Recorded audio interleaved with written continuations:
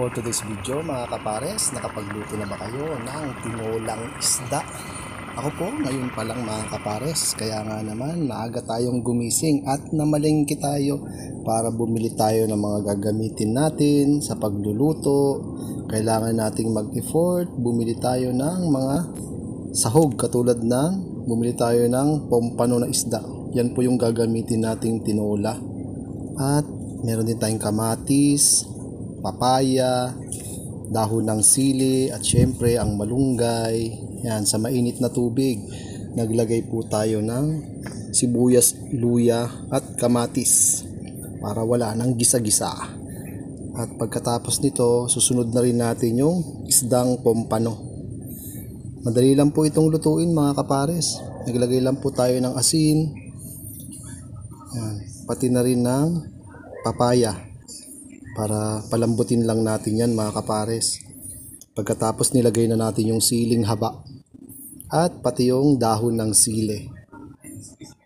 Tapos naglagay na rin po tayo ng malunggay. Baka hindi pa po kayo nakapagluto nito mga kapares, subukan nyo na rin po. At ganun lang po kadali ito mga kapares. Kaya mangantayon, maglabas na rin po kayo ng inyong makakain. At ito po, inihahanda ko na po. Yan. That's it.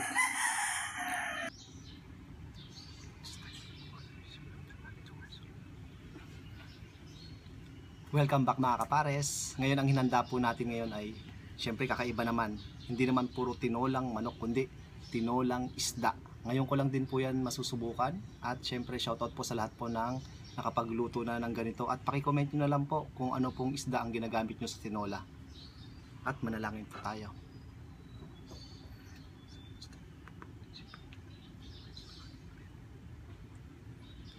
Kain na tayo mga kapares. First time natin ang tinola. At may dessert pala akong lansones na bili ko lang din sa palengke. Natin.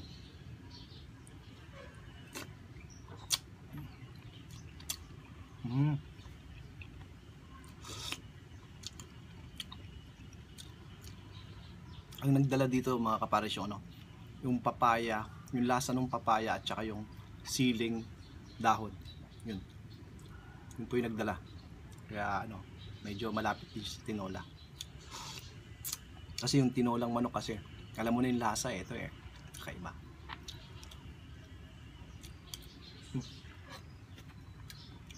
Meron ako ditong kalamansi. Kalamansi na may patis. Yung mga natin ng silbi. Ito kasi naisip kong tinolang isda, pero nagpaplano talaga ako. May pompano yung nabili ko. Medyo may kamahalan pala to. Yan. Kain po.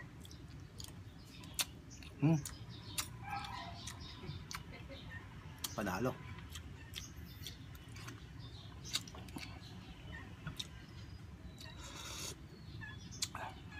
Yung sabaw niya mas masarap.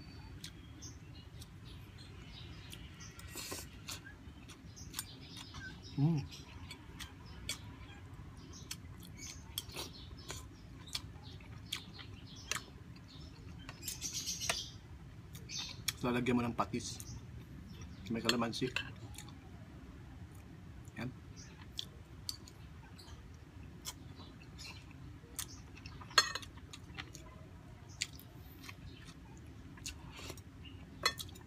Sinusubukan ko rin gusto yung mga lutong hindi ko pa natitikman. Ito, saan kaya nag-originate ito? Itong lutong tinolang isda. Paki-comment nyo naman. Paki-comment nyo naman po. Kasi never ko pa itong natikman.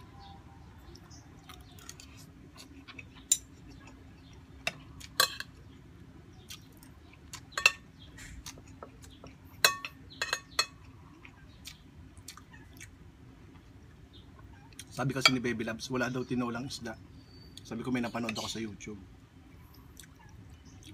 Kaya hindi ko alam kung saan to nanggaling na luto.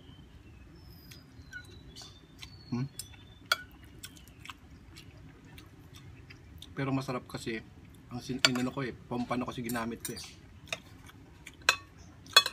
Yung iba Hindi ko alam kung anong isdang ginagamit nila.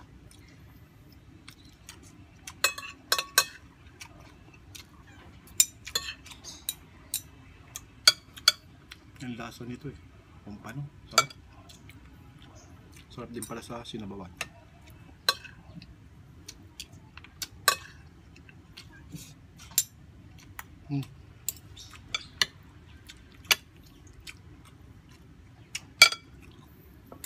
Grabe. Panalo.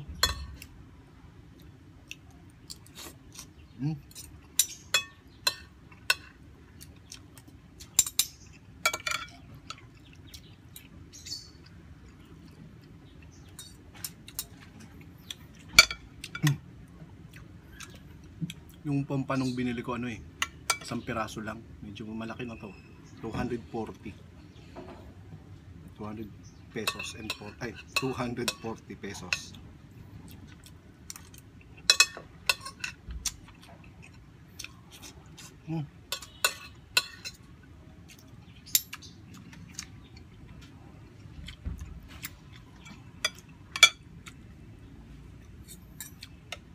Grabe.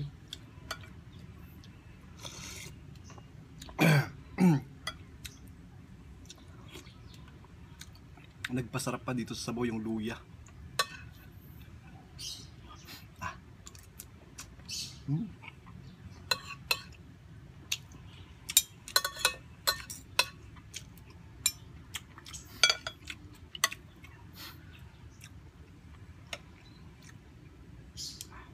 Sarap.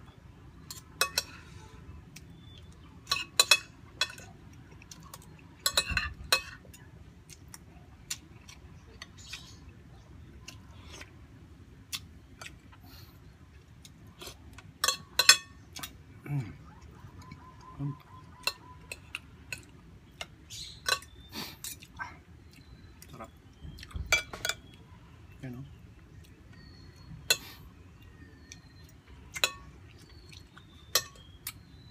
Patis. The best.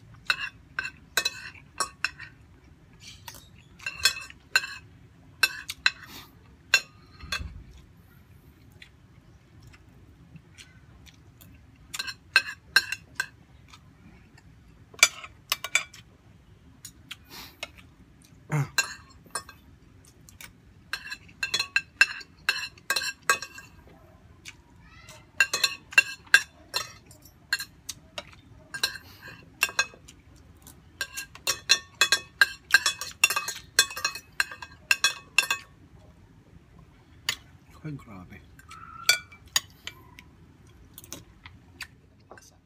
Kaya po, shoutout po sa inyong mga subscriber at mga followers namin sa Facebook page. Hanggang sa muli mga kapares.